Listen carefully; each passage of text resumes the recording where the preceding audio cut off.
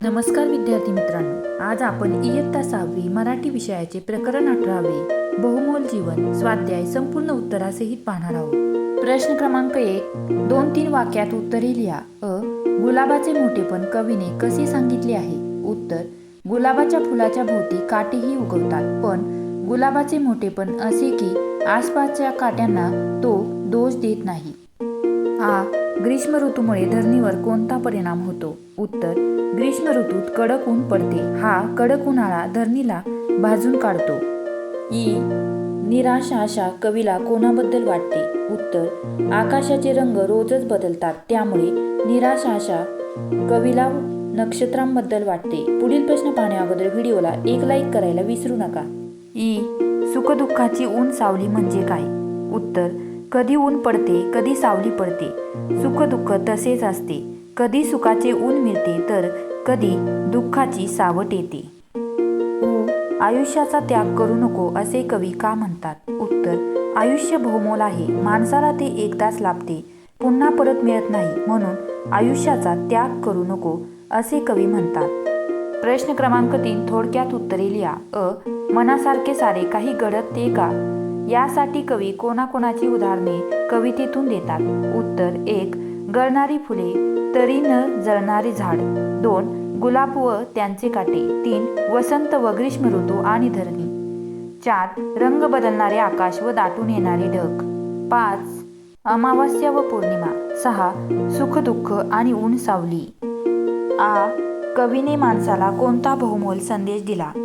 उत्तर, जीवनात आपल्या मनासारखे सर्व काही घडत नाही, जे आपल्या वाट्याला सुख दुःख येते ते भोगावेच लागते। संकटाला सहज सामोरे जावे, बहुमोल आयुष्याचा त्याग करू नये, परत हे आयुष्य मिळणार नाही, म्हणून न रडता हसत हसत सुंदरपणे जगावे, असा संदेश कवीने माणसाला दिला आहे। पुढील प्रश्न पाहण्या अगोदर आपल्या चॅनलला सबस्क्राईब करायला विसरू नका। प्रश्न क्रमांक 3, तुमच्या मनाने उत्तर लिहा। तुम्ही ठरवलेल्या गोष्टी घडत नाही तेव्हा तुम्ही काय करता? तुम्ही येथे मनाने उत्तर लिहायचे आहे। मी तुम्हाला नमुना उत्तर म्हणून लिहून देत आहे। आम्ही ठरवलेली गोष्ट घडत नाही तेव्हा आम्ही ती गोष्ट सोडून देतो, दुसरे नवीन काही करतो, त्यात मन रमवतो, होते ते चांगल्यासाठीच असे मानतो।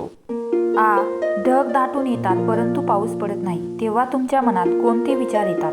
उत्तर, ढग दाटून येतात परंतु पाऊस पडत नाही तेव्हा आधुनिक संशोधनाप्रमाणे इथे विमानातून ढगावर रासायनिक द्रव्ये सोडून पर्जन्यवृष्टी करावी असे आम्हाला वाटते।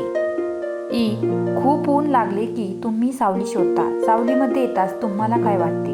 उत्तर, खूप ऊन लागले की आम्ही सावली शोधतो, सावलीमध्ये आम्हाला शांत व गार वाटते आणि उन्हामुळे सावलीचे महत्त्व कळते। प्रश्न क्रमांक 4, या कवितेत मनासारखे काही घडते का असे कवी म्हणतात? आपल्या मनासारखे घडावे असे नेहमी वाटते। मनासारखे काय काय घडावे असे तुम्हाला वाटते? कल्पना करा व लिहा। विद्यार्थी मित्रांनो, मी येथे तुम्हाला व्यवस्थितरित्या उत्तर लिहून दिलेले आहे। तुम्ही जर आपल्या द लर्निंग लॅब या यूट्यूब चॅनलवरती नवीन असाल तर आपल्या चॅनलला सबस्क्राईब करायला विसरू नका, जेणेकरून असेच नवनवीन व्हिडिओ तुम्हालाही पाहायला मिळतील। खेळूया शब्दांशी। या कवितेत सुखदुःख, ऊन सावली असे विरुद्धार्थी शब्द जोडून आलेले आहेत, असे प्रत्येकी 5 शब्द लिहा। उत्तर, 1, उंच सकल, 2, लांब रुंद, 3, नफा तोटा, खरेदी विक्री, 5, लाभ हानी। प्रश्न क्रमांक 2, समानार्थी शब्द लिहा। लतिका, वेल, धरणी, पृथ्वी, देह, शरीर, नभ, आकाश। खालील धातूपासून धातू संधी तयार करा।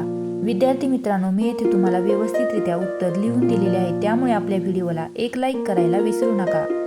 पुढील प्रश्न पाहूया। खालील वाक्यातील संयुक्त क्रियापदे अधोरेखित करा। येथे मुले योगासनाची प्रात्यक्षिके पाहायला गेली। संयुक्त क्रियापद आहे पाहायला गेली। अशा रीतीने मी सर्व उत्तरे तुम्हाला व्यवस्थितरित्या लिहून दिलेली आहे। भेटूया अशाच नवनवीन स्वाध्यायामध्ये। धन्यवाद।